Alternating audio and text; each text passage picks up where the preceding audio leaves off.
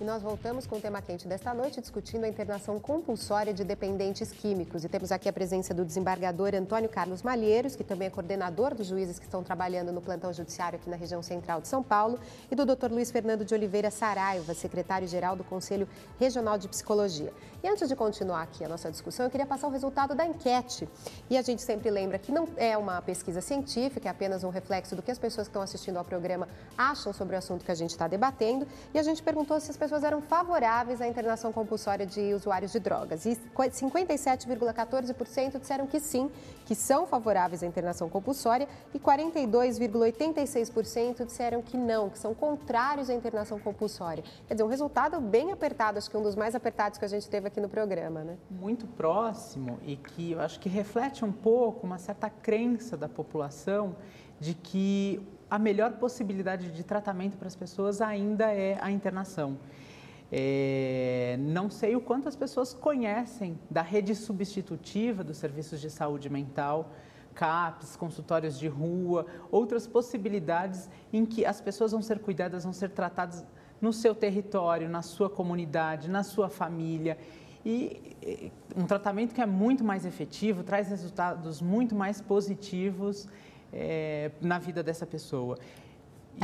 Oi, desculpa, pode falar. E também, né, como eu disse anteriormente, há uma certa constatação da ausência desses serviços na sua comunidade, do quanto esses serviços estão pouco presentes e funcionando a todo vapor, realizando aqueles que são os objetivos deles. A gente está falando aqui muito de internação compulsória, mas a gente viu que na voluntária, aqui o Dr. Malheiros até frisou isso para a gente aqui, também é feita contra a vontade do dependente químico. Tem um sinal positivo da família, mas pode ser contra a vontade do dependente químico. Geralmente, inclusive, né? Porque quando ele concorda é a voluntária. Então, na involuntária, ele está contra a internação. Isso o senhor também é contrário a essa posição, doutor? Então, eu acho que a gente sempre tem que pensar por que isso vai se tornando necessário na vida da pessoa. Eu acho que isso o Dr. Malheiros deve concordar, deve ter uma experiência. E quando vai ouvir essas pessoas, elas acreditam que a única possibilidade de cuidado é a internação, sendo que outras coisas podem ser feitas e muito mais efetivas na vida das pessoas. Você acha que acontece isso? Há quanto tempo eu não converso com meu filho? Né? Tudo isso as pessoas têm que parar para pensar, não é? Eu fui tolerando esta situação, agora eu quero internar o meu filho. O senhor mesmo citou um caso de uma adolescente que foi para a internação involuntária, os pais queriam que ela fosse internada e quando o senhor conversou com a moça, ela resolveu se submeter ao tratamento? Né? Exatamente, mas para não chegar, né? Acho que até para não se chegar no vício, no crack, prestem atenção, né, nos seus filhos, né, desde cedo, conversem com eles, estejam presentes na vida das crianças, dos adolescentes. Para não chegar no momento, eu sei que o meu filho é dependente de uma determinada droga, mas, sabe, eu tenho mais o que fazer na vida, daqui a pouco ele para e quando eu vejo ele está pegando as coisas todas dentro de casa e vendendo. Então, o que eu digo é isto, sabe? Acaba se chegando na internação involuntária. Por quê? Porque nós não pensamos em outros meios, em outros tratamentos, não pensamos em afeto, em cuidado, em firmeza com os filhos, né? Então, tudo isso tem que ser bem visto para não se chegar ao ponto que também não é internação compulsória, mas também não é nada que a gente possa aplaudir muito. Não tem jeito, vai ter que internar, não é? Involuntariamente, mas não é o ponto ideal. Não é? O ponto ideal, na verdade, era que nem se chegasse à drogadição, mas já que se chegou, não é?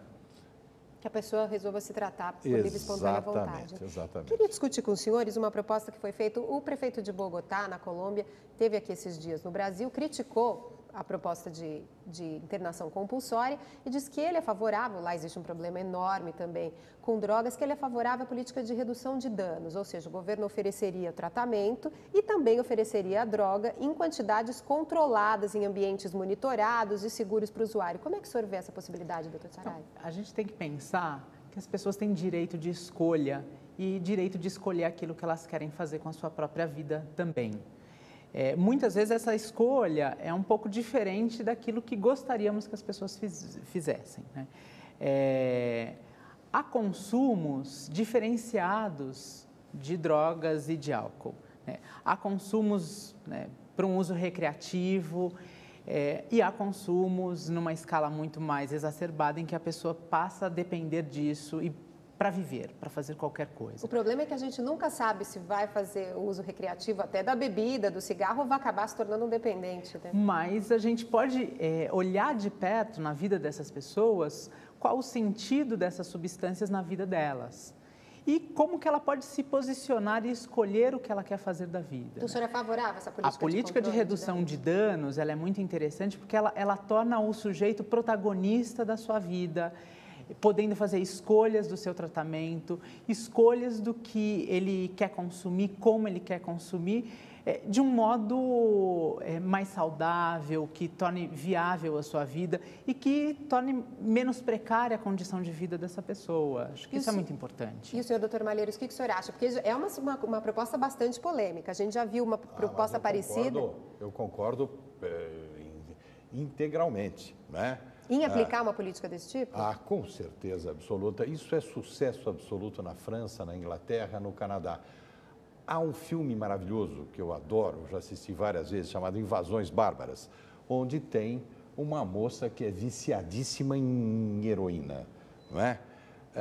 E aparece já para o final do filme ela num tratamento desse tipo, ou seja, ela procura o serviço médico e toma a droga na presença e sob a supervisão do médico. Eu acho que isto pode ser um tratamento muito bom. Agora, isto não significa que eu seja favorável à liberação das drogas. Não sou favorável à liberação da droga. Eu acho que a utilização de drogas menos nocivas nesse tipo de tratamento, isto é uma outra coisa. O que eu sou favorável é a descriminalização do usuário. O usuário não pode ser tido como um criminoso.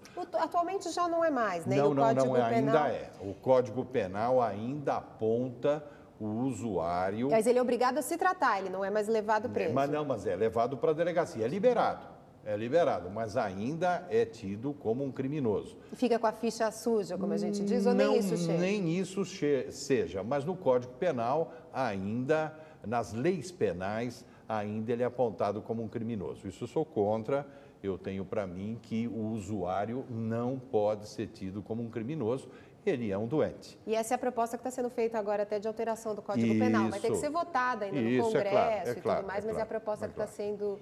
Mesmo socialmente, essa pessoa é vista como um criminoso. Isso a gente precisa trabalhar culturalmente uma outra condição para essas pessoas, né? Não são criminosos. A gente precisa olhar de outro lugar, né? Qual o sentido disso na vida da pessoa, o que implica, é caso de vício, não é um consumo outro. Há possibilidade de cura? Um consumidor, um usuário de droga pode ser curado? Ou ele vai ser sempre, o mesmo que acontece com a bebida, ele vai ser sempre um dependente, vai ter sempre que se manter distante, protegido, longe do ambiente de drogas? Então, a cura, acho que é possível nesses casos mais graves, quando a gente cuida do ambiente em que essa pessoa vive. Porque não adianta curar e colocá-lo na comunidade onde ele vivia, com a gente precisa trabalhar as relações dele com sua família, as relações com a comunidade, o seu ambiente de trabalho, como que ele vai se reinserir no lugar de onde ele veio, porque a gente manter essa pessoa afastada da vida real, isso não significa, isso não tem implicação concreta na vida da pessoa. Uma fantasia, né? Porque a hora que ela voltar para o mundo, não dá para proteger ninguém 24 horas por dia. Não necessariamente ela tem condições de sustentar aquilo que ela desenvolveu nesse momento de afastamento na comunidade em que ela vive. A gente precisa cuidar de um contexto maior. Que foi aquilo que a gente acabou falando aqui também. Continuar esse monitoramento depois do final do tratamento oficial ou de internação, ou mesmo no centro ambulatorial, né? Está acompanhando o tempo inteiro. E a gente tem que monitorar olhar para além dessa pessoa, a gente tem que olhar esse contexto. A família, os vizinhos e tudo mais. E Exato. só para a gente encerrar, que o programa está acabando, existem algumas estimativas que falam que no caso da internação compulsória, a chance de sucesso varia de 3, 2 a 6%. E no caso da internação voluntária, de 30%. É isso mesmo, doutor Saraiva? Os índices de melhora, né, dessas pessoas, quando elas desejam o tratamento, é muito maior.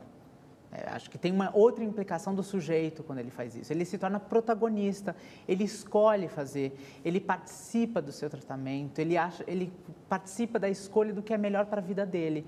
Isso tem um efeito muito benéfico na vida de qualquer pessoa. Doutor Malheiros, para a gente encerrar, é esse o objetivo do judiciário ali? Se possível, a ideia é não fazer nenhuma internação compulsória, como a gente não teve até pelo menos ontem. Se possível. E o mais importante é o judiciário estar perto das pessoas. Esse mesmo judiciário que durante séculos esteve encastelado, longe das pessoas, agora ele está perto. É a mãe, e isso até refoge das nossas funções. Mas ontem o doutor Yassin, que é um dos juízes que está trabalhando lá, tinha que sair às 13 horas. Saiu às 18h30. O que ele ficou fazendo? Atividade jurisdicional? Não, ficou conversando com as mães. Ou seja, a proximidade do juiz com o povo, e principalmente com o povo mais sofrido, faz toda a diferença. Faz toda a diferença. Ok, queria agradecer muito a presença dos dois aqui e dizer que o programa, infelizmente, está chegando ao fim, mas a gente volta na próxima quinta-feira. Mais notícias você acompanha daqui a pouco no Leitura Dinâmica. Boa noite e obrigada pela audiência.